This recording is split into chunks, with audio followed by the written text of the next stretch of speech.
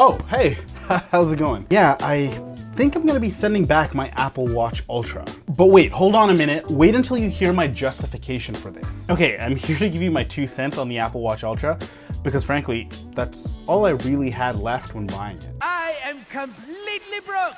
No joke, this was really expensive, and in Canada, where the dollar is very, very weak, it was a hard pill to swallow. But regardless of price, if I'm dropping money on a piece of tech, I like to evaluate the correlation between the value and the price. And if the discrepancy is not as large, then I'm all for it. And let's be clear here, the value is pertaining to my perspective. One thing that doesn't seem valuable to me might be seen differently in the eyes of somebody else, say a pro athlete. Hey, if value justifies the price tag, again, I'm all for it. And look, I bought the iPhone 14 Pro Max and the Apple Watch Ultra at the same time with the intention of upgrading both of these devices, moving from the Series 5 to the Ultra, and then moving from the 11 Pro Max to the 14 Pro Max. The phone justified the price. It was a huge leap in value that it offered for the price. The iPhone 14 Pro Max made sense, and I'm keeping this bad boy, but with the Apple Watch Ultra, it just didn't make sense for myself. You're looking at a steep difference between the new Series 8, which is at 529 Canadian,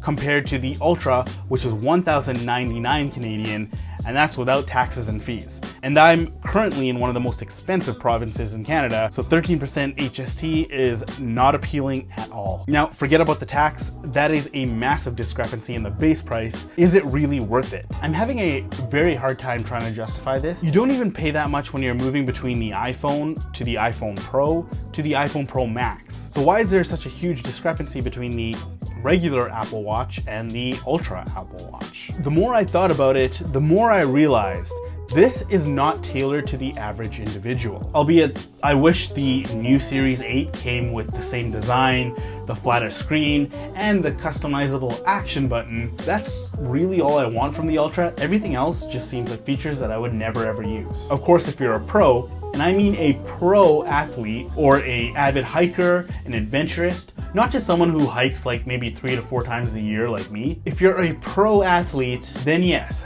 this might be for you. But for everyone else, it just doesn't make sense to spend an extra 500 Canadian dollars for features which are available for the Series 8 and most watches below that. I'm talking about backtrack and compass waypoints. That's available on the SE, the Series 6, the 7, the 8, and that is what I've been wrestling with for the past week. For myself, I'm not a hardcore athlete, as you can probably tell. And while this watch might be gorgeous, I'm still trying to justify the huge jump in price. Let me tell you exactly what you're paying for in the Apple Watch Ultra, and then you can make that decision yourself if it's actually worth it for you. First of all, you are paying for that gorgeous 49mm screen. The flat design looks absolutely stunning, and I prefer this look over the Series 8 and below. I was honestly never a fan of the curved screens, so the Apple Watch Ultra was a fresh breath of air. You're also paying for that incredible battery life. The day I received it, I did not charge it at all, and out of the box, the Apple Watch was 79% on Friday, September 23rd at roughly 7 p.m. as you can see. I'm sitting at 56% on September 24th at around 9:30 a.m. This is with one workout in the books and sleep tracking enabled. Another workout and all day usage, and I'm at 30% at around 10:30 p.m. that same day. And it only gets better from there. Because I was sick for the past week and a half while testing this watch, I couldn't actually work out most days. That's where I was able to test this for individuals who don't really hit the gym as often as I do, and who don't use the fitness features as much. The watch lasted a staggering 3 days straight without having to need a charge. And that was with getting notifications and using my watch for general purposes. Can you imagine what the special ultra low power mode will do when it comes out? Neither can I. That's astounding. Now, the customizable side button, or the action button as they call it, is something that I really want to focus on. This extra button completely changes the way you use the Apple Watch. You can customize it to your liking, and I set it to jump into my workouts with one tap and without having to fumble around for the app itself. There are a bunch of other toggles you can set for the action button, but keep in mind it only allows you to do a one-tap gesture at the moment,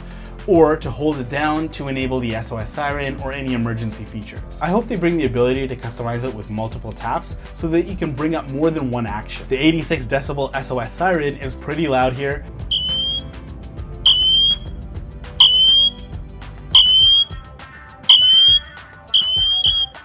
but this is a feature that I hope you'll never have to use. However, if you do find yourself in a predicament, it will most definitely prove to be handy. Other than that, there's not really much that the Apple Watch Ultra has to offer, apart from the Series 8 and anything below that. There is some pretty cool diving tech that's implemented in the Ultra, so you can take this up to 100 meters in depth, something you can't do with the Series 8 or below, which only allows you to do 50 meters. One of the great perks I should mention is that the 44 and the 45 millimeter bands that work on your previous Apple Watches will work on the Apple Watch Ultra as well. Not all Apples are bad here. And speaking of, I'll include some links down below of some of my favorite Apple Watch bands that I've used on the Apple Watch Ultra, as well as older Apple Watches. If you do decide to pick one up, using those links down below will get you the best price on Amazon, and will also just help me out a little bit to make better videos for you. So here we are. The reason I'm sending the Apple Watch Ultra back is because there's not enough reasons for me to justify that $500 price jump.